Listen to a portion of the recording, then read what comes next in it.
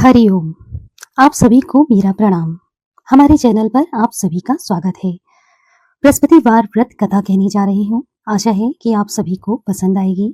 ओम नमो भगवते वासुदेवाय नमः। सृष्टि के पालनहार भगवान श्री हरि विष्णु जी की कृपा और आशीर्वाद आप और आपके परिवार पर सदैव बनी रही। आपका दिन शुभ एवं मंगलमय हो। कथा को प्रारंभ करती हूँ। बृहस्पतिवार व्रत कथा। बहुत समय पहले की बात है। भारत में एक राजा राज्य करता था। वह बड़ा प्रतापी और दानी था। वह प्रतिदिन मंदिर में भगवत दर्शन करने को जाता और गुरु और ब्राह्मण की सेवा किया करता था। उसके द्वार से कोई भी याचक खाली नहीं जाता था। वह प्रत्येक गुरुवार को व्रत रखता और पूजन करता था। हर दिन गरीबों की मदद किया करता था। परंतु यह सब बातें उसकी रानी को पसंद नहीं थी। वह न व्रत करती, न किसी को भी एक पैसा दान में देती थी। वह राजा को भी ऐसा किया करने से मना किया करती थी। एक समय की बात है, जब राजा शिकार खेलने वन को चले गए थे। महल पर सिर्फ रानी और दासी थी। उस समय गुरु बृहस्पति साधु का रूप धारण कर राजा के दरवाजे पर भिक्षा मांगने आए। साधु ने रानी से भिक्षा मांगी तो वह कहने लगी, हे साधु महाराज, मैं इस दान पुण्य से तंग आ गई हूँ। इस दान पुण्य के लिए मेरे पति देव ही बहुत हैं। आप ऐसी कृपा करें कि सारा धन नष्ट हो जाए और मैं आराम से रह सकूं। साधु का वेश रखे बृहस्पति देव ने कहा, अरे देवी, तुम तो बड़ी विचित्र हो। संतान और धन से भी भला कोई दुखी होता है? सभी इसे चाहते हैं। पापी तो पुत्र और धन की इच्छा तो पापी के घर भी होती है। अगर तुम्हारे पास धन बहुत है तो तुम भूखे मनुष्यों को भोजन कराओ, ब्राह्मणों को दान दो, प्याऊ लगवाओ, धर्मशालाएं बनवाओ, कुआं, तालाब, बावड़ी आदि बाग बगीचों का निर्माण करवाओ तथा निर्धनों की कुमारी कन्याओं का विवाह करवाओ। साथ ही यज्ञ आदि भी करो। इस प्रकार के कर्मों से आपके कुल का यश और आपका नाम लोक परलोक में प्रसिद्ध होगा और स्वर्ग की प्राप्ति होगी। किंतु वह मूर्ख रानी साधु की इन बातों से खुश नहीं हुई। वह बोली, हे साधु महाराज, मुझे ऐसी संपत्ति की आवश्यकता नहीं है जो मेरे काम ना आए, औरों के काम आए और जिसको संभालने में ही मेरा सारा समय नष्ट हो जाए। साधु ने रानी को समझाने का बहुत प्रयत्न किया, परंतु रानी की इन बातों पर उसका कोई असर नहीं पड़ा। तब साधु महाराज बोले, यदि तुम्हारी ऐसी इच्छा है तो मैं तुम्हें जैसा बतलाता हूँ तुम वैसा ही करना। बृहस्पतिवार के दिन घर को गोबर से लिपना, केशों को पीली मिट्टी से धोना, केशों को धोते समय स्नान करना, राजा से कहना कि वह हजामत करवाए, भोजन में मांस मदिरा खाना, कपड़े धोबी के यहाँ धुलने डालना। इस तरह 7 बृहस्पतिवार निरंतर करने से तुम्हारा सब धन नष्ट हो जाएगा। ऐसा कहकर साधु रूपी बृहस्पति देव अंतर ध्यान हो गए। रानी साधु के कहे अनुसार करने लगी। 7 बृहस्पतिवार वैसा ही करने का विचार किया। साधु के कहे बताए अनुसार करते हुए केवल उसको 3 बृहस्पतिवार ही बीते थे कि उसकी समस्त धन संपत्ति नष्ट हो गई। कहे के अनुसार ही करने पर उसे भर पेट भोजन के लिए भी दोनों समय परिवार उसका तरसने लगा। सांसारिक भोगों से दुखी भी रहने लगा। इस प्रकार अभावग्रस्त जीवन से तंग आकर एक बार राजा रानी से कहने लगे, हे रानी, तुम यहाँ पर रहो, मैं दूसरे देश को जाता हूँ, क्योंकि यहाँ मुझे सभी मनुष्य जानते हैं, इसीलिए यहाँ कोई छोटा कार्य भी नहीं कर सकता। देश चोरी परदेश भीख समान है। ऐसा कहकर राजा परदेश चला गया। वहां जंगल से लकड़ी काट कर लाता और उन्हें शहर में बेचकर जीवन यापन करने लगा। राजा के जाने के पश्चात इधर उसके बिना रानी और दासी दुखी रहने लगी। किसी दिन भोजन मिलता तो किसी दिन जल पीकर ही रहना पड़ता। एक समय रानी और दासी को 7 दिन बिना भोजन के व्यतीत हो गए तो रानी ने अपनी दासी से बोली, हे दासी, जा, समीप के ही नगर में मेरी बहन रहती है, वह बहुत धनवान है, तो उसके पास जा और वहां से 5 सेर बेझर मांग कर ले आ। इससे कुछ समय तो गुजर बसर हो ही जाएगी। दासी उसकी बात मानकर बहन के पास गई। उस दिन बृहस्पतिवार का दिन था। रानी की बहन उस समय ध्यान मग्न होकर पूजा कर रही थी। दासी ने रानी की बहन से कहा, हे रानी, मुझे तुम्हारी बहन ने भेजा है, मुझे 5 सेर बेझर दे दो। रानी की बहन से जब दासी को कोई अपेक्षित उत्तर नहीं मिला तो वह अति दुखी हुई। उसे क्रोध भी बहुत आया। लौटकर वह रानी से बोली, हे रानी, आपकी बहन तो अति धनी स्त्री है, परंतु वह अति घमंडी भी है। वह छोटे लोगों से बात करना नहीं चाहती। 5 सेर बेझर देने के लिए मैंने उससे बार बार कहा, परंतु उसने कोई भी उत्तर नहीं दिया। इस प्रकार मुझे निराश ही खाली हाथ वहां से लौटना पड़ा। रानी बोली, हे दासी, इसमें मेरी बहन का किसी प्रकार का दोष नहीं है। जब बुरे दिन आते हैं तब कोई सहारा नहीं देता, अपने भी पराये हो जाते हैं। अच्छे बुरे का ज्ञान तो विपत्ति में ही होता है। जो ईश्वर की इच्छा होगी वही होगा। यह सब हमारे भाग्य का दोष है। उधर पूजा समाप्त होने के पश्चात रानी की बहन ने सोचा कि मेरी बहन की दासी आई थी, परंतु मैंने उसे कोई उत्तर नहीं दिया, जिससे वह बहुत दुखी हुई होगी। कथा सुनकर विष्णु भगवान का प्रसाद ग्रहण कर वह अपनी बहन के घर आई और बोली, हे बहन, बृहस्पतिवार का व्रत कर रही थी, उनकी कथा सुन रही थी, तुम्हारी दासी आई, परंतु जब कथा समाप्त होने में पूर्व न उठते हैं और ना ही बोलते हैं, इसीलिए मैं नहीं बोली। बताओ दासी, किस कार्य से मेरे पास आई थी? रानी बोली, बहन, हमारे घर अनाज नहीं था तथा राजा परदेश गए हुए हैं। वैसे मुझे तुमसे तो कोई बात छिपी नहीं है, इस कारण मैंने दासी को तुम्हारे पास 5 शेर बेझर लेने के लिए भेजा था। इस पर रानी की बहन बोली, हे बहन, बृहस्पति भगवान सबको मनोवांछित फल देते हैं। देखो, शायद तुम्हारे घर में किसी कोने में अनाज रखा हो। यह सुनकर रानी की बहन बातों से विस्मित होकर दासी घर के अंदर गई तो उसे एक घड़ा बेझर का भरा मिला। उसे बहुत ही आश्चर्य हुआ, क्योंकि उसके अनुसार घर का एक एक बर्तन अन्न से खाली था। उसने बाहर आकर रानी को सारा वृतांत सुनाया। दासी अपनी रानी से कहने लगी, हे रानी, देखो, वैसे भी हमको अन्न नहीं मिलता तो हम व्रत ही के समान ही तो हैं। अगर इनसे व्रत की कथा और विधि पूछ ले जाए तो हम भी बृहस्पतिवार का व्रत किया करेंगे। तो फिर दासी कहने लगी, रानी अपनी बहन से बृहस्पतिवार का व्रत पूजन विधि नियमों के बारे में विस्तार पूर्वक पूछने लगी। उन्होंने बताया कि बृहस्पतिवार के व्रत में चने की दाल और मुनक्का से विष्णु भगवान का केले की जड़ में पूजन कर दीपक जलाया जाता है, पीला भोजन किया जाता है, पीले वस्त्र धारण करते हैं तथा प्रेम पूर्वक बृहस्पति भगवान की कथा जो भी सुनता है। इस प्रकार करने से भगवान विष्णु उस भक्त से प्रसन्न हो जाते हैं, धन अन्न पुत्र देते हैं, मनोवांछित कामनाएं पूर्ण होती है। व्रत एवं पूजन की विधि बताकर रानी की बहन अपने घर लौट गई। तत्पश्चात रानी और दासी दोनों ने निश्चय किया कि बृहस्पति देव भगवान का व्रत पूजन अवश्य करेंगे। 7 दिन पश्चात जब बृहस्पतिवार का दिन आया तो दोनों ने व्रत रखा। दासी गुड़साल में जाकर चना और गुड़ पील लाई, उसकी दाल बनाकर केले की जड़ में विष्णु भगवान का पूजन किया। अब पीला भोजन कहाँ से आए, यह सोच दोनों बहुत दुखी हुई, परंतु उन्होंने व्रत रखा था, इसलिए बृहस्पति देव भगवान उनसे प्रसन्न थे। एक साधारण व्यक्ति के रूप में 2 थालों में सुंदर पीला भोजन लेकर आए और दासी को देकर बोले, हे दासी, यह भोजन तुम्हारे और तुम्हारी रानी के लिए है, इसे तुम दोनों ग्रहण करना। दासी भोजन पाकर बहुत प्रसन्न हुई। रानी को भोजन के विषय में कुछ भी पता नहीं था, इसीलिए वह दासी से बोली, जा तू भोजन कर, कोई तेरे लिए ही दे गया होगा। दासी बोली, हे रानी, एक व्यक्ति भोजन दे गया है। रानी बोली, वह भोजन तेरे लिए दे गया है, इसीलिए तू ही जाके ग्रहण कर। दासी ने कहा, नहीं, बृहस्पति भगवान की कृपा से वह व्यक्ति हम दोनों के लिए 2 थालों में सुंदर पीला भोजन दे गया है, अतः मैं और आप दोनों साथ साथ भोजन करेंगी। दोनों ने गुरु भगवान को धन्यवाद कर नमस्कार कर भोजन प्रारंभ किया। उसके बाद दोनों प्रत्येक बृहस्पतिवार को गुरु भगवान का व्रत और पूजन करने लगी। बृहस्पति भगवान की कृपा से उन दोनों को भोजन और धन की कमी दूर हो गई, परंतु रानी फिर पुनः पहले की तरह आलस्य करने लगी। तब दासी ने कहा, हे रानी, पहले भी तुम्हें इसी प्रकार आलस्य होता था, आपको धन को संभालने और दान करने में कष्ट होता था, इसी कारण सारा धन नष्ट हो गया और हमारी ऐसी दुर्दशा हो गई। अब गुरु भगवान की कृपा से हमें धन मिला है तो आपको फिर आलस्य होता है। बड़े कष्टों के बाद हमने यह धन पाया है, इसीलिए आपको दान पुण्य करना चाहिए। भूखे मनुष्य को भोजन कराओ, ब्राह्मणों को दान दो, प्याऊ लगवाओ, कुआं तालाब बावड़ी आदि का निर्माण करवाओ, कुंवारी कन्याओं का विवाह करवाओ, मंदिर पाठशाला बनवाकर दान दो, धन को शुभ कार्यों में खर्च करो, जिससे आपके कुल का सम्मान बढ़े और आपको स्वर्ग प्राप्त हो और आपके पितृ भी प्रसन्न हो। दासी की बात मानकर रानी ने इसी प्रकार के सदकर्म करने प्रारंभ कर दिए। इस प्रकार करने से उसका काफी यश फैलने लगा। कुछ दिनों बाद एक दिन रानी और दासी आपस में विचार करने लगी कि न जाने राजा किस दशा में होगी। उनकी कोई खोज खबर भी नहीं है। रानी और राजा की कोई खबर ना पाकर रानी उदास रहने लगी। गुरु भगवान से उन्होंने प्रार्थना की और भगवान ने रात्रि में राजा को स्वप्न में दर्शन देकर कहा, हे राजा, उठ, तेरी रानी तुझको याद करती है, अब अपने देश को लौट जा। प्रातः काल राजा उठा तो उसने सोचा कि मैं किस प्रकार रानी के पास खाली हाथ जाऊंगा, मेरे पास तो कुछ भी नहीं है। स्त्री जाति खाने और पहनने की साथी होती है, पर प्रभु की आज्ञा मानकर वह अपने नगर को चलने को तैयार हो गया। परदेश में राजा बहुत दुखी रहने लगा था। प्रतिदिन जंगल से लकड़ी बीन कर लाता और शहर में बेचकर अपने दुखी जीवन को बड़ी कठिनता से व्यतीत करता था।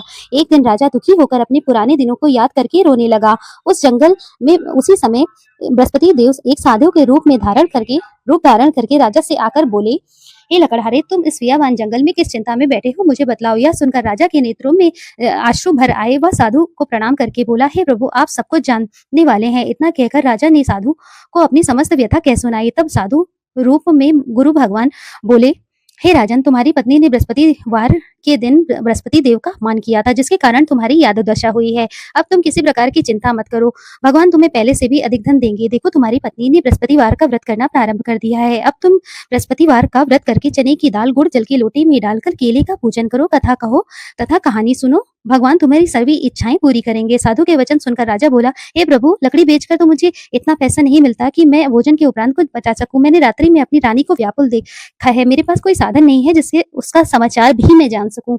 इसके अतिरिक्त मैं बृहस्पति देवता की क्या कहानी कहूँ, यह भी मुझे मालूम नहीं है। तब बृहस्पति देवता ने कहा, हे राजन, तुम किसी प्रकार की चिंता मत करो। बृहस्पतिवार के दिन तुम नित्य की भांति लकड़ियां लेकर शहर में जाना। तुम्हें रोज से दुगना धन प्राप्त होगा, जिससे तुम भली भांति भोजन भी कर लोगे और तुम्हारे पूजन का सामान भी आ जाएगा। और जो तुमने कहानी के बारे में पूछा है वह इस प्रकार है। बृहस्पति देव की कथा।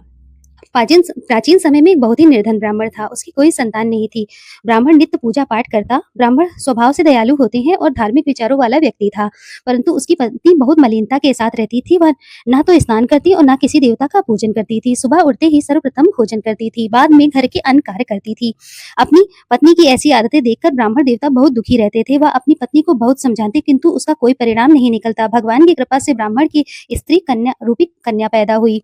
वह कन्या ब्राह्मण के घर में बड़ी होने लगी। वह बालिका प्रातः काल स्नान आदि करके विष्णु भगवान का जप करती और बृहस्पतिवार का व्रत भी करने लगी। पूजा पाठ समाप्त कर पाठशाला जाती तो अपनी मुट्ठी में जौ भरकर लेती जाती। पाठशाला जाने के मार्ग में डालती जाती और भगवान बृहस्पति देव की कृपा से वही जौ स्वर्ण के हो जाते तो उनको लौटते समय बीनकर घर ले आती। एक दिन वह बालिका सूप में सोने के जौ को फटक कर साफ कर रही थी। उसकी माँ ने देख लिया। तब उसकी माँ ने कहा, हे बेटी, सोने के जौ को फटकने के लिए तो सोने का सूप भी होना चाहिए।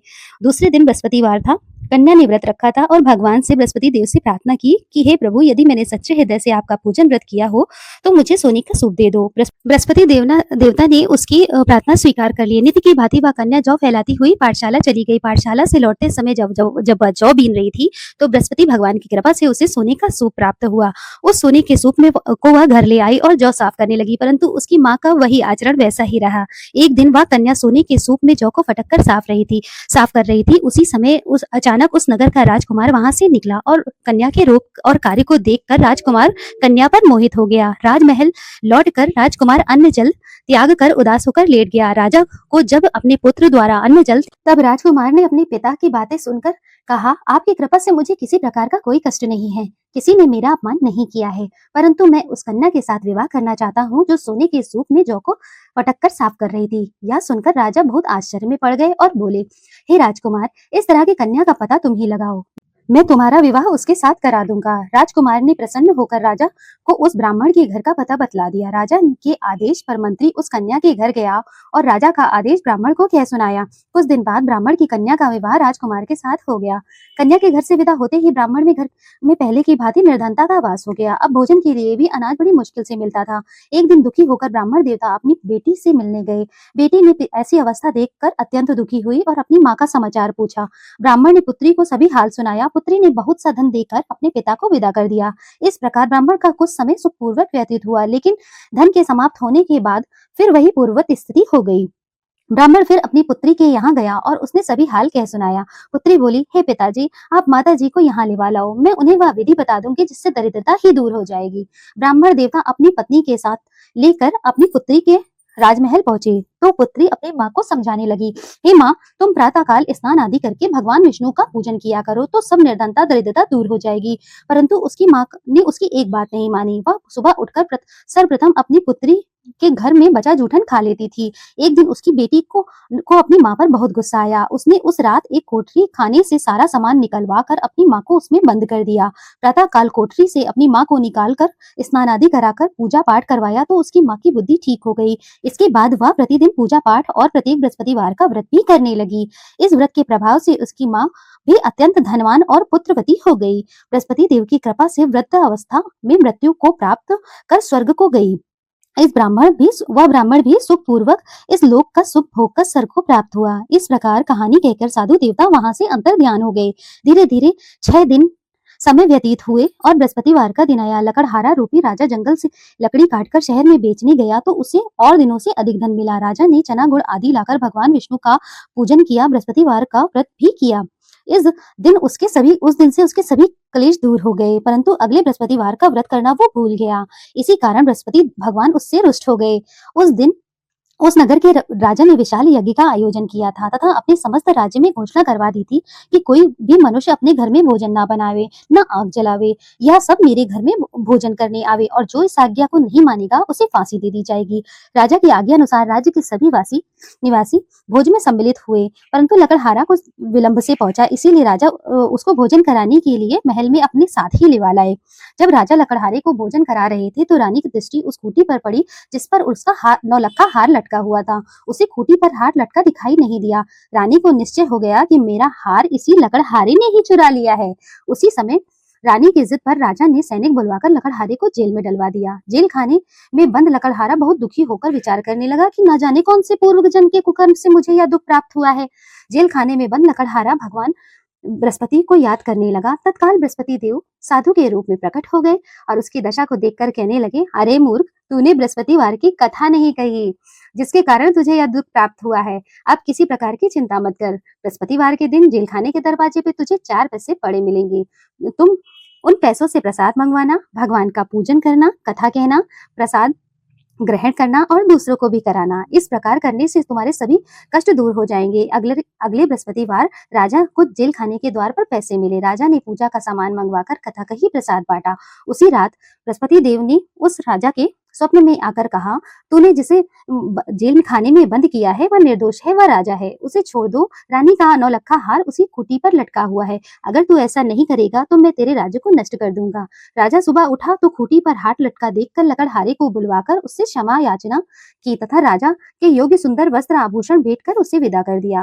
बृहस्पति देव की आज्ञा अनुसार राजा अपने नगर को चल दिया। जब वह नगर के निकट पहुंचा तो उसे बहुत ही आश्चर्य हुआ। वहां पहले से अधिक तालाब, बाग और कुएं, बहुत सी धर्मशालाएं, मंदिर आदि बने हुए थे। तब राजा ने जब नगरवासियों से पूछा कि यह सब बाग, धर्मशाला, तालाब, कुएं आदि किसने बनवाए हैं, तब नगर के सब लोग कहने लगे, यह सब रानी और दासी द्वारा बनवाए गए हैं। राजा को बहुत आश्चर्य हुआ और क्रोध भी आया कि जब रानी ने यह खबर सुनी कि राजा आ रहे हैं तो अपनी दासी से कहा, हे दासी, देख राजा हमको कितनी बुरी अवस्था में छोड़ गए थे। हमारी ऐसी हालत देखकर कहीं द्वार से ही न लौट जाए, इसीलिए तू द्वार पर जाकर खड़ी हो जा। रानी की आज्ञा अनुसार दासी दरवाजे पर जाकर खड़ी हो गई। जब राजा आए तो उन्हें अपने साथ महल पे लेवा लाई। तब राजा ने क्रोध करके अपनी तलवार निकाली और रानी से पूछा, बताओ इतना धन तुम्हें कैसे प्राप्त हुआ है। तब रानी ने बताया, यह सब धन हमें बृहस्पति देव के इस व्रत के प्रभाव से प्राप्त हुआ है। अब राजा ने निश्चय किया कि 7 रोज बाद तो सभी व्रत करते हैं, सभी पूजन करते हैं, परंतु मैं प्रतिदिन दिन में 3 बार कथा कहा करूंगा और नित्य व्रत किया करूंगा। अब हर समय राजा के दुपट्टे में चने की दाल बनी रहती तथा दिन में 3 बार वह कथा कहता है। ऐसे ही विचार कर एक दिन राजा ने विचार किया कि चलो अपनी बहन के यहाँ हो आऊं। ऐसा निश्चय कर राजा घोड़े पर सवार होकर अपनी बहन के यहाँ चल दिया। मार्ग में उसने देखा कि कुछ आदमी एक मुर्दे को लेकर जा रहे हैं। उन्हें रोककर वह कहने लगा, अरे भाइयों, कुछ देर मेरी बृहस्पतिवार की कथा सुन लो। वे लोग कहने लगे, लो, हमारा तो आदमी मर गया है, इनको अपनी कथा की पड़ी है। परंतु कुछ लोग बोले, अच्छा कहो, हम तुम्हारी कथा सुनेंगे। जब कथा आदि हुई तो मुर्दा हिलने लगा और जब कथा समाप्त हुई तो मुर्दा राम राम कहकर उठ खड़ा हुआ। राजा आगे चला। उसे चलते चलते शाम हो गई। आगे मार्ग में उसने देखा एक किसान खेत में हल चलाता हुआ मिला। राजा उससे बोला, अरे भैया, तुम मेरी बृहस्पतिवार की कथा सुन लो। किसान बोला, जब तक मैं तेरी कथा सुनूंगा तब तक 4 हरैया खेत जोत लूंगा। जाओ अपनी कथा किसी और को सुनाना। राजा तब उसने अपनी बहन से कहा कि यहाँ कोई ऐसा व्यक्ति नहीं है जिसने भोजन ना किया हो, वो मेरी बृहस्पतिवार की कथा का श्रवण कर ले। बहन बोली, हे भैया, यह देश ही ऐसा है, पहले यहाँ लोग भोजन करते हैं, बाद में अन्य काम करते हैं। अगर कोई पड़ोस में हो तो देख आती हूँ। ऐसा कहकर बहन चली गई, परंतु उसे कोई ऐसा व्यक्ति नहीं मिला जिसने भोजन नहीं किया हो। तब वह एक कुम्हार के घर गई जिसका लड़का 3 दिन से बीमार था। उसे मालूम हुआ कि 3 दिन से उसके घर में किसी ने भोजन नहीं किया है। राजा की बहन ने अपने भाई की कथा सुनने के लिए कुम्हार से आग्रह किया। वह तैयार हो गया। राजा ने जाकर बृहस्पतिवार की कथा कही और जिसके सुनकर कुम्हार का लड़का ठीक हो गया। अब तो राजा की प्रशंसा होने लगी। कुछ दिन बाद एक दिन राजा ने अपनी बहन से कहा, हे बहन, मैं अपने घर को जाऊंगा, तुम भी तैयार हो जाओ। राजा की बहन ने अपनी सास से भाई के साथ जाने की आज्ञा मांगी तो सास बोली, चले जा, परंतु अपने लड़कों को छोड़ जाना क्योंकि तेरे भाई के कोई संतान नहीं होती। बहन भाई से बोली हे भैया, मैं तो चलूंगी परंतु कोई बालक नहीं जाएगा। राजा ने कहा, जब कोई बालक ही नहीं जाएगा तब तुम जाकर क्या करोगी? दुखी मन से राजा अपने नगर को लौट आया। राजा अपनी रानी से बोला, हम निर्वंशी राजा हैं, हमारा मुंह देखने का धर्म नहीं है। वह उदास होकर बिना भोजन किए शैया पर लेट गया। तब रानी बोली, हे प्रभु, हे भगवान, भगवान बृहस्पति देव ने हमें सब कुछ दिया है, वे हमें संतान भी अवश्य देंगे। उसी रात बृहस्पति देव ने राजा को स्वप्न में आकर कहा, हे राजा, उठ, सभी सोच त्याग दे, तेरी रानी गर्भवती है। राजा को यह जानकर अति प्रसन्नता हुई। 9वें महीने रानी के गर्भ से एक सुंदर पुत्र रूपी रत्न पैदा हुआ। तब राजा बोला, हे रानी, स्त्री बिना भोजन के रह सकती है परंतु बिना कहे नहीं रह सकती। जब राजा की बहन आए तो तुम उससे कुछ मत कहना। रानी ने हाँ कर दी। जब राजा की बहन ने यह शुभ समाचार सुना तो वो बहुत प्रसन्न हुई और बधाई लेकर अपने भाई के यहाँ आई। तब रानी ने उसे आने का उलाहना दिया। घोड़ा चढ़कर नहीं आई, गधा चढ़ी आई। राजा की बहन बोली, भाभी, मैं इस प्रकार नहीं कहती तो तुम्हारे घर संतान कैसे होती? बृहस्पति भगवान ऐसे ही हैं, जैसे जिसके मन में कामनाएं होती हैं सभी को पूर्ण कर मनोवांछित फल देते हैं। जो भी बृहस्पतिवार का व्रत करता, कथा पढ़ता, सुनता और दूसरों को सुनाता है, बृहस्पति देव उसकी सभी मनोकामना को पूर्ण करते हैं, उनकी सदैव रक्षा करते हैं।